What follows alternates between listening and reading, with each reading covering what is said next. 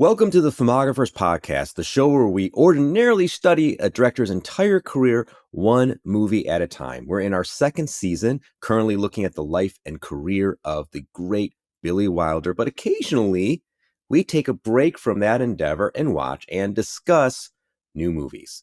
I'm Michael Moreci, and with me, as always, is my good friend, Keir Graff. We asked the question, you answered, and we took our marching orders straight to the theater. In our most recent poll of our Patreon community, we asked what movie we should cover this November, and Guillermo del Toro's Frankenstein won, narrowly edging out Edgar Wright's The Running Man adaptation. Folks, if you haven't already joined us on Patreon, please do. It's the best place to find every single thing we do. Find us at patreon.com/thefilmographerspodcast. Now, before we dive into our discussion of Frankenstein, we're going to give a little bit of background on the movie because that's what we do here on the Filmographers, and because this is Guillermo del Toro's passion project. Well, it is one of his passion projects. He is a passionate man, and we love him for it. Another one is his adaptation of H.P. Lovecraft's At the Mountains of Madness, which he nearly made for Universal in 2010 with a budget of over $100 million. Produced by James Cameron, it was supposed to be in 3D, and it was supposed to star Tom Cruise. Oh, what could have been. Hurts me just hearing it, because as we all know, Keir, that never got off the ground. But Universal has instead managed to crank out seven Fast and Furious movies since they passed on Guillermo del Toro's epic vision.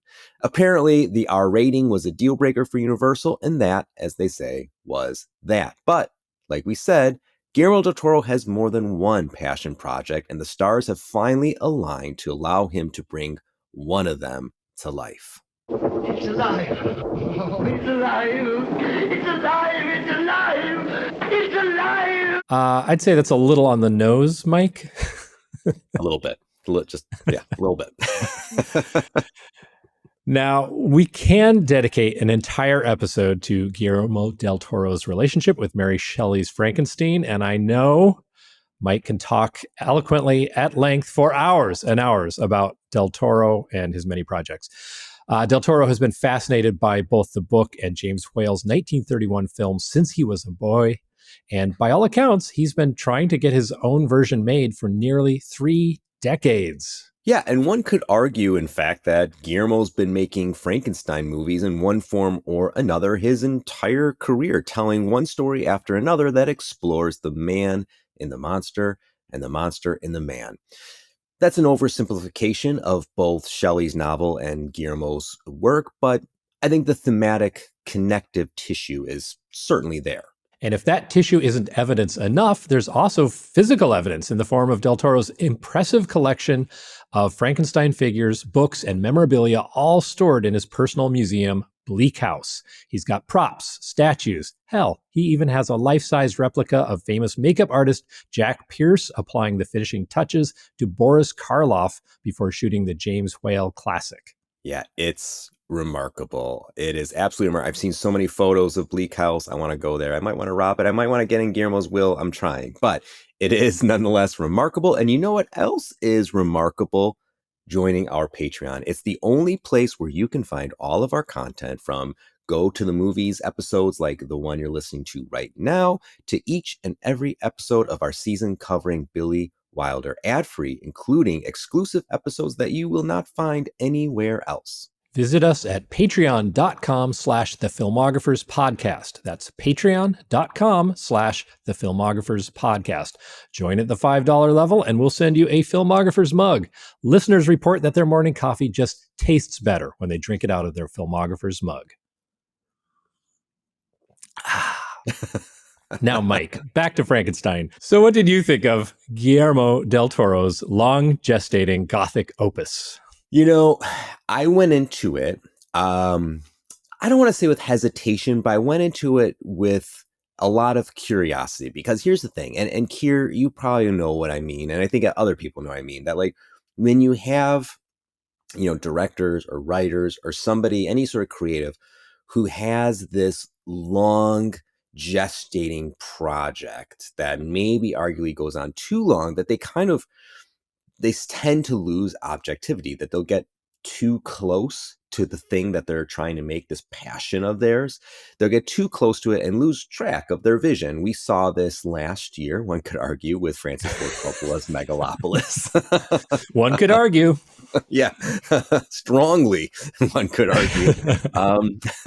But you can see that he had been invested in this thing for too long. It was overbaked. It had been clearly accumulating and absorbing one idea after another, after another over years and years and years, until finally it absorbed so many that it kind of lost sight of what it was supposed to be in the first place. I mean, I don't know what Coppola's original vision of the movie was. All we know is what we saw, and what we saw was robust to the point of just not having any core. It was just a train running without a track. But that's an example of what I mean when I say like that you can get too close to a project and spend too much time on it. There can be a benefit to working quickly, for sure. Just get your idea, move fast, and execute. That's not what happened with Megalopolis. That's not what happened with Megalopolis. Now, on the other hand, Guillermo del Toro has created an absolute masterpiece, a grand, epic masterpiece. It's such a big movie, and I'd like to talk about its scale first, because it is big in so many ways. The most obvious one is in its physical size, its design, the sets, the costumes, the everything. It's lavish. Everything is oversized. Yeah. It's huge. It's huge. Everything is massive. Like, it just feels so grand. The scale, it's gloriously constructed. Every inch of the movie feels lovingly detailed. And look, this is nothing new to Del Toro. We know and expect this level of care and attention in his craft, but in Frankenstein, it feels at the very least it's on par with his very best work, which I would say is Crimson Peak. Enter arguments here. But it's at very least as good as, if not better than, anything that he has done with his loving attention to detail and his unique vision. He has a vision that's unlike anybody else. You can see the inspirations, but he puts it in a way that's all his own. And it's, magnificent. But yeah, also going to the scale here, it's a very rich movie. Like, it's complex, it's layered, it's detailed. There are so many ideas in it, but it never feels too big. It never feels too robust. It never feels like the ideas are competing. Everything feels absolutely harmonious. Now, I need to see it again. I'm going to see it again, or I have tickets to see it again. This weekend. It's still hanging on by a thread of this theatrical release, which is a damn shame, because this thing is wonderful on the big screen. I'm glad. You can tell Guillermo has been fighting to keep it on the big screens, and I'm glad he did, because I urge people, I know it's hard because it's not playing everywhere, but see it on the big screen if you can. It is a rewarding experience, a cinematic experience that you will not want to miss. If Netflix helped him get this done, then I guess bravo, Netflix. But this does really highlight this should be, I'm stumbling over my words. I'm so passionate about this. This should be a massive theatrical release. And as far as I'm concerned, it should be only in theaters for quite a while, and then eventually makes its way to streaming and physical media in the classic way. Now, I understand with Netflix, whatever, they're helping some filmmakers make these movies that they really wanted to make, and they're helping them make some movies on a very grand scale, as they did here.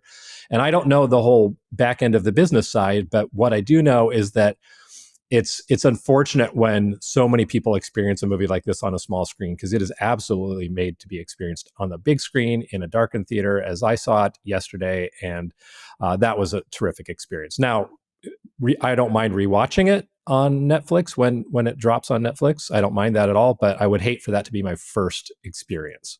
Absolutely the same. Yeah, it's unfortunate, and I'll get back to Frankenstein in a moment, because I have one last thought, then I'll turn it over to you. It's unfortunate because it's a lot of cynicism behind it. Netflix is clearly trying to ruin the cinematic experience. They just want to break people of going to the movie, so they just are only streaming. And that's not what movies are for. That's not what they're made for. They're cinema. They're meant to be in a darkened room. They're meant to be communal. So it's a shame that Netflix is so hell-bent on this very cynical plan that they have, that they're shooting themselves in the foot. Glass Onion, Knives Out, Glass Onion, which 2 years ago they could have released, and between Frankenstein now, I mean they left $1 billion on the table. It's astonishing, the poor decision, because they're determined to kill a model that is essential. Not only, we can talk about it philosophically and we can talk about it passionately and lovingly about how much we love cinema, but it's essential for movies to survive. Like Netflix doesn't make money, like you absolutely need this. And hopefully this lesson gets learned sooner than later, because this is how movies survive and it's how movies are meant to be seen. That's period. Yeah. Look no further than Sinners. Yes, which is back in theaters already. It's back in IMAX. And I'm almost tempted to go see it again. Like, it's amazing. But going back to Frankenstein, and I can go about this like Keir said. I'm very passionate. I've got Frank here with me right now.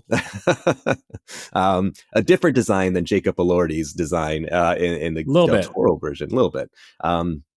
But the last thing I'll say is what amazed me. Look, and this is me being I love Del Toro and I love Frankenstein, one of my favorite novels.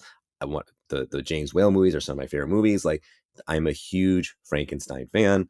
But what amazed me, and maybe this is too deep of a cut, but I don't know that it is, but this movie, Del Toro's movie, manages to stitch together, which is, probably an appropriate metaphor, but it stitches together the Shelley novel and the James Whale movies, Frankenstein and Bride of Frankenstein. It's somehow manages to be an amalgamation of these things, the book and the movies, that make Frankenstein, Frankenstein that we know now is a story that's become bigger than the novel, for better or worse. Everyone should read the novel. It's brilliant. It's a masterpiece, but it's become bigger than that because cultural iconography, because of cinema, because of all these adaptations, it's become bigger than that.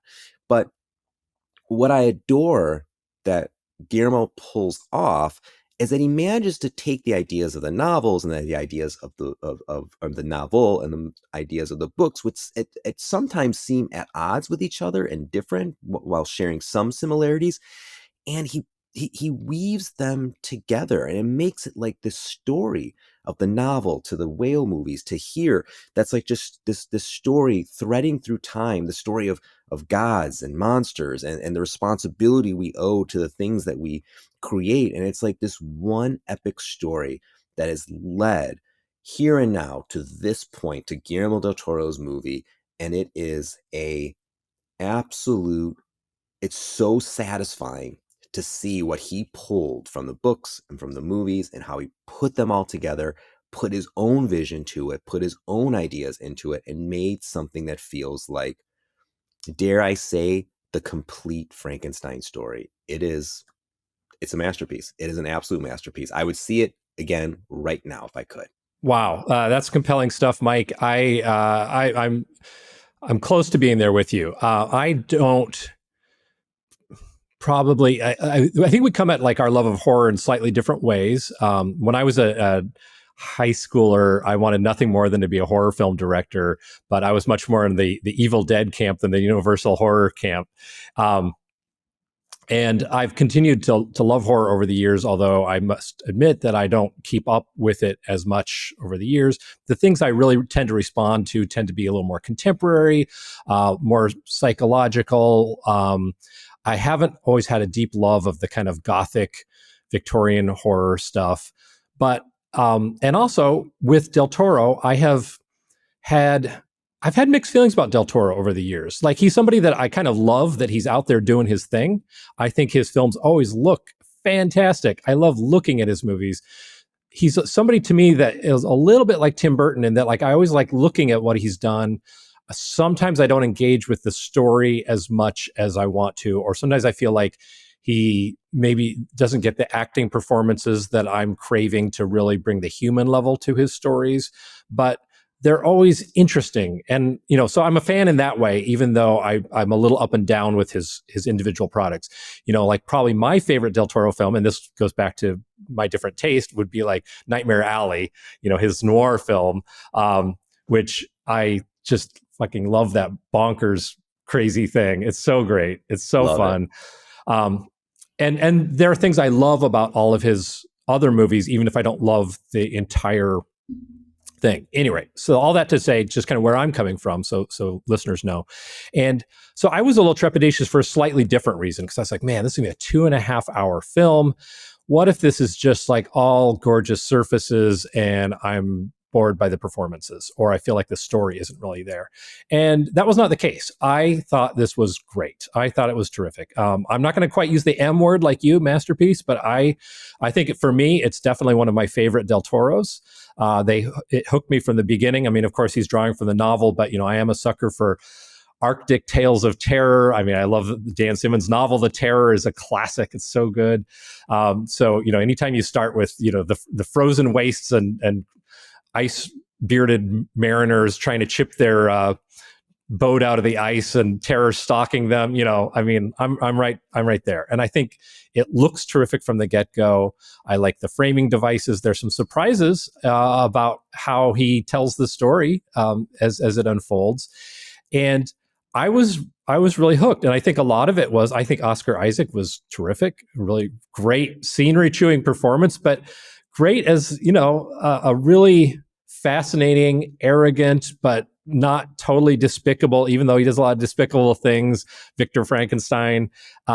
He's very interesting. And then when Christoph Waltz enters this, I walked into this like blind, basically. So I was kind of like, like, who's going to be in this? Like, oh my gosh, he's in this. And like, love him in everything. Without any spoilers, I want to say, like, I felt like his character, I didn't love his character's arc in the end, but I loved every moment he was on screen. He's always interesting to watch. I thought Mia Goth was a really interesting choice. And the way she was worked into the story, as you say, little, some new takes, little hints of Bride of Frankenstein stuff that was very intriguing to me. And so, yeah, I really liked it. And as we got to see more and more of the monster, I was more and more hooked.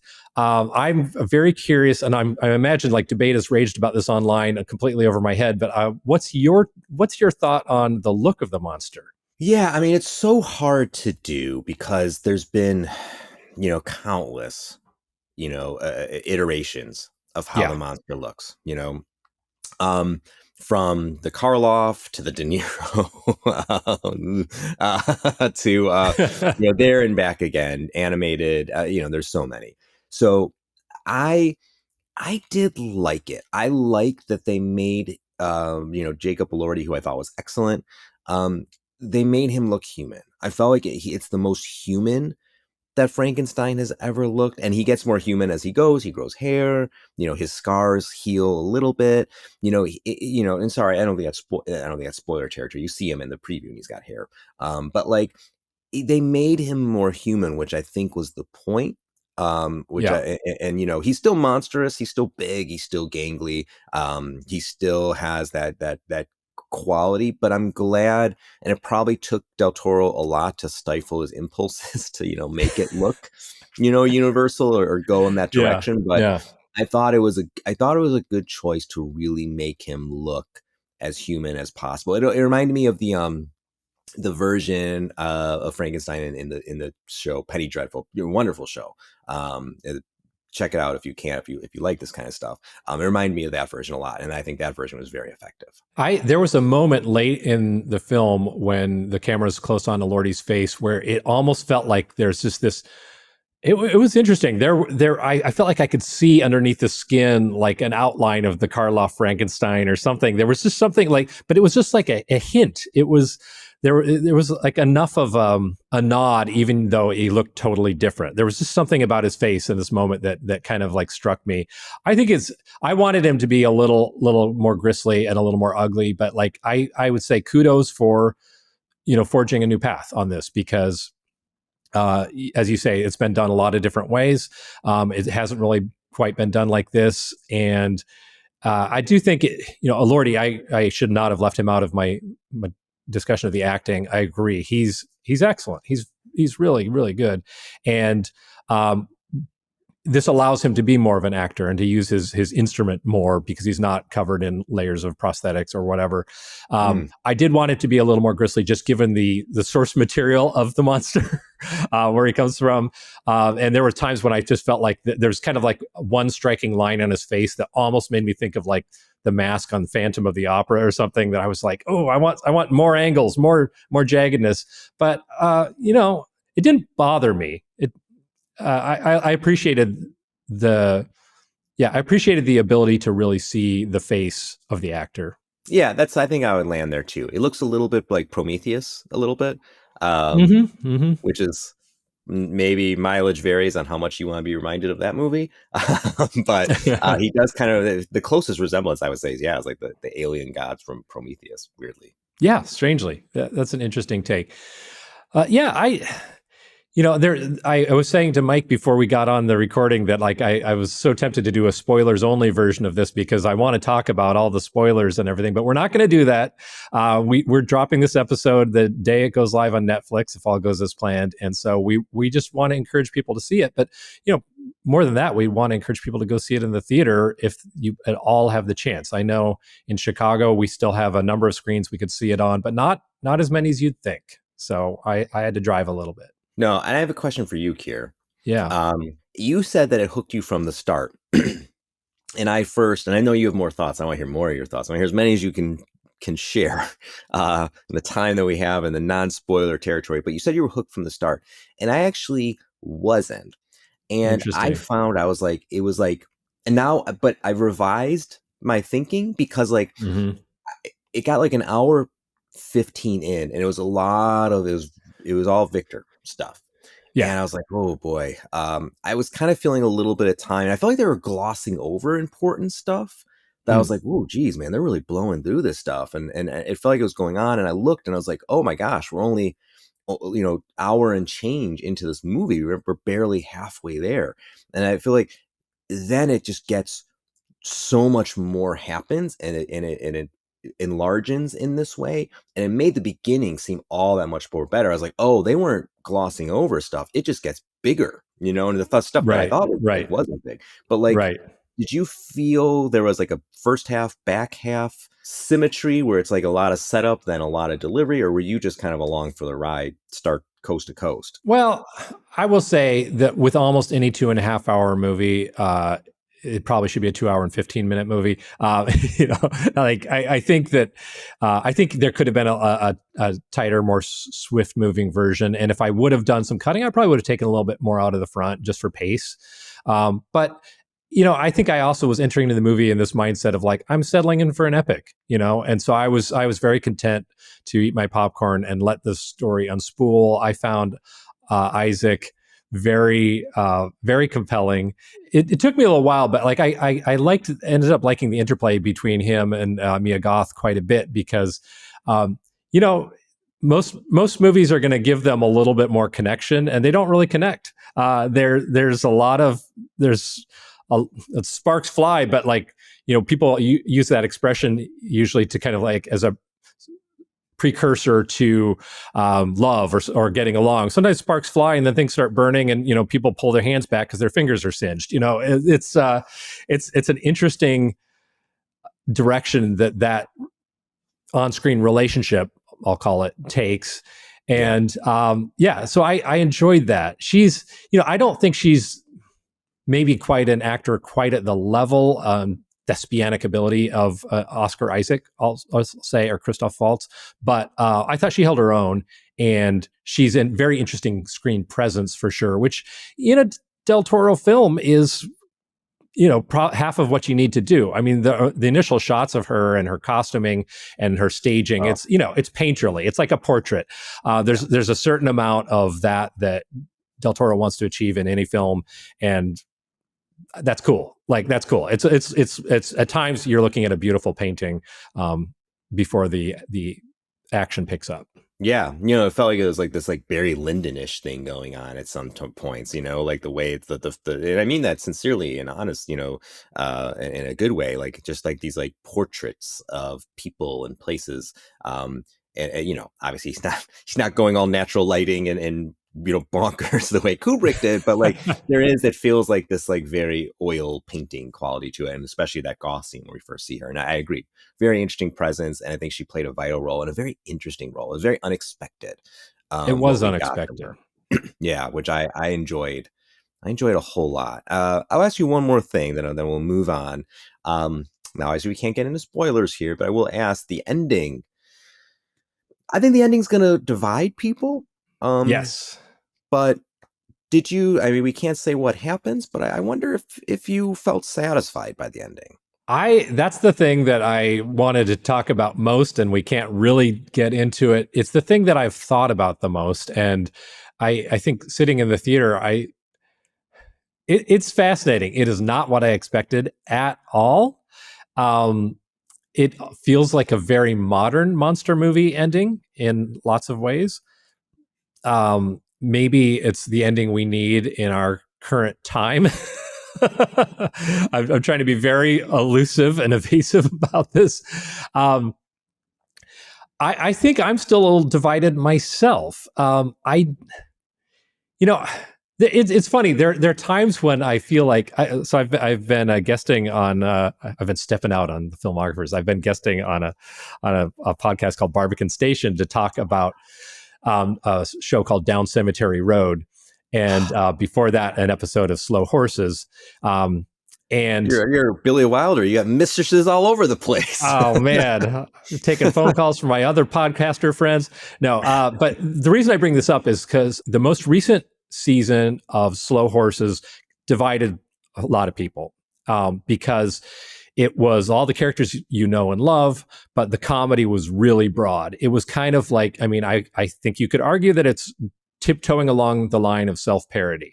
Some people are loving it. Some people are saying like, wait a minute, this has just gone too far for implausibility. And my response to it was kind of like, frankly, I was enjoying it completely, but there was this little writerly part of my brain that's kind of like, well, I don't know. It just seems like they're kind of going for some easy laughs or something. And so sometimes you feel a little divided from your intellect. And like I would say that the ending of Frankenstein, I liked emotionally, but intellectually, the part of me that I bring along to evaluating a horror film was sort of like scolding me and saying it should be different. Does that make sense? Yeah, and I think that's a problem that Del Toro often encounters, because it's hard to call this. I mean, it is a horror film. I mean, the classic example again is Crimson Peak.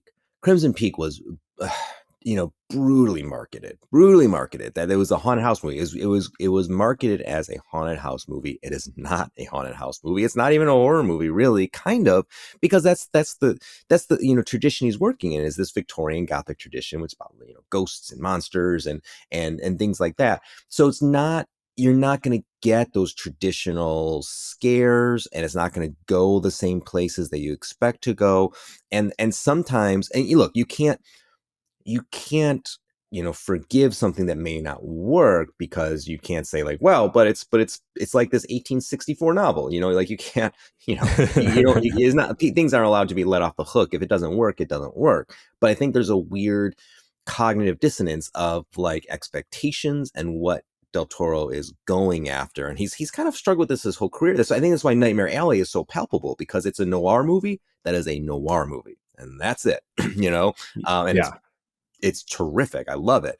But like, he has kind of been at odds at this for a while, because he does undermine the expectations that I think people are after, that I find myself. I didn't like Crimson Peak the first time I saw it.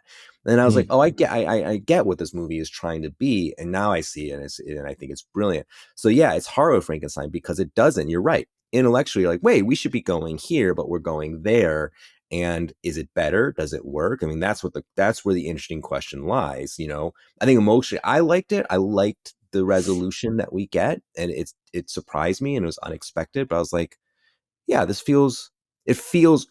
felt earned. Again, I need to see this movie again, because it's so rich and so Yeah. layered. But I did feel very satisfied by it. And I was satisfied by like you said, Keir, the entire epic. Like, I love that this was long. Like, usually I'm with you. I'm like, make it shorter. Cut it.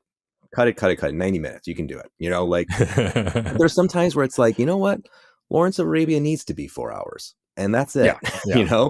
And I kind of lose sight of that. And I think this is, for me, a good reminder that, like, sometimes just throw it all in. Just throw it all in, and let's just enjoy the ride for the epicness. And it's good in our attention deprived culture to be reminded that sometimes it's just take the 2 hours, the 3 hours, the 4 hours, and just immerse yourself in what it is. And Frankenstein, it really is a movie that begs you to be immersed in the world, in the visually, cerebrally, emotionally. It's all there. So well that's said. Yeah, I love it. Listeners, viewers, if you go see Frankenstein in the theaters, if you watch it on Netflix, chime in and let us know what you thought about the ending. You can always send us spoilers at our email address, thefilmographerspodcast@gmail.com. Or comment on YouTube, comment on Spotify. Let us know what you think about the movie, what you think about the ending. I'm very curious to hear. I am as well. Yeah, send those comments, throw it on our YouTube page, whatever. We always want to hear. We're discussing film so much with each other. Well, let's discuss it with other people too. Yeah, we can't be the echo chamber. Join our echo chamber. Yes, yes. Well, Mike, I think it's time for our final segment, which is becoming our favorite segment of the Filmographers podcast. It might be. Yeah, it's fun. So this is the Filmographers 5, where we list 5 of our favorite movies in any given category. For today's episode, we let Mike pick the category, and it'll be our top 5 Gothic movies. Mike, what you got for number 5? So number 5 in our favorite Gothic movies is Cat People, the 1942 classic that began a series of excellent horror movies produced by the great Val Lewton for RKO. Looking to capitalize on the success of the Universal Monsters line, RKO began their own line of scary movies, but on the cheap. Lewton, though, went after a different kind of thrill, replacing monsters with psychological scares, but still plenty of darkness and shadow. Cat People, directed by the great Jacques Tourneur, is credited with providing cinema's first jump scare. Our 4th favorite Gothic movie is The Haunting, the 1963 adaptation of Shirley Jackson's landmark novel. This is one of those movies that burrows its way under your skin with relentless discomfort from start to finish. Well, more or less a classic haunted house story, The Haunting is elevated by Robert Wise's inventive directing. His use of off-kilter angles and distorted depth provides an unsettling tone throughout. And Julie Harris's committed performance makes the whole thing feel just as unhinged as her character. Jackson may not have liked the adaptation, but both Martin Scorsese and Steven Spielberg have called it one of the scariest movies ever made. Our 3rd favorite Gothic movie is The Others, which in some ways is everything you'd expect from a Gothic haunted house tale: an isolated estate, lots of fog, plenty of shadow, and a mystery looming over the lives of the characters. What makes The Others so effective and so compelling are Alejandro Amenabar's wonderful directing and Nicole Kidman's excellent performance. Sure, the movie riffs on some familiar classics like Henry James' The Turn of the Screw, but The Others is a movie all its own, pulling off the remarkable feat of being both familiar and new at the same time. It's simply an excellent movie. Our 2nd favorite Gothic movie is Bram Stoker's Dracula, a wild, go-for-broke adaptation of the classic novel. Francis Ford Coppola does not know how to make things easy, and he does not direct a movie without providing himself with plenty of challenges. Sometimes that works, and sometimes you get Megalopolis. With Dracula, it works in spades. He did most of the effects in camera, using techniques that hadn't been utilized in decades, and even inventing, along with his son, some of his own. The result is eerie and alive with unforgettable visual flourishes. And our number 1 Gothic movie is, surprise to no one, Crimson Peak, another Guillermo del Toro masterpiece. Haters gonna hate, I don't care. I love this movie. It has everything you want from Gothic fiction: forbidden romance, murder, betrayal, a profound mystery, ghosts, and more. Guillermo del Toro's direction is astonishing, creating a world on the cusp of modernity on one hand and a world crumbling under the weight of its own past on the other.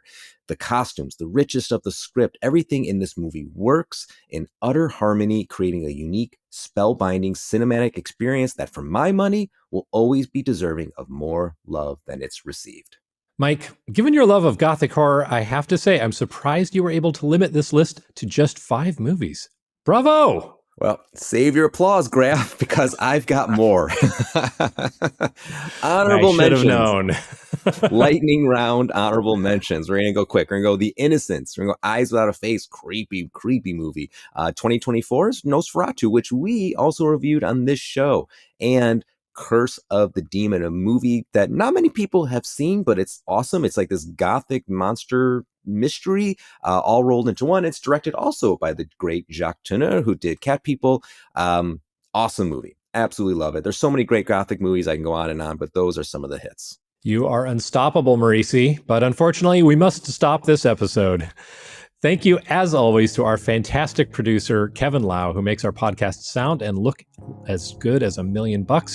And it probably, even if you could smell this podcast, it would smell like $1 million too. Our theme music was composed and played by Gompson, and our logo and merch is designed by Cosmo Graff. Remember to visit us at patreon.com/The Filmographers Podcast. Support what we do here at The Filmographers so we can keep on doing it. Or leave us a rating or review on your platform of choice. It's free, it's quick, it's easy, and it means a whole heck of a lot to us. Join us on November 11th as we continue our journey through Billy Wilder's career and discuss the movie that would tell leaving Las Vegas to hold its beer, but then change its mind because the movie also has drinking problems. It's The Lost Weekend, and it's up next on the Filmographers Podcast.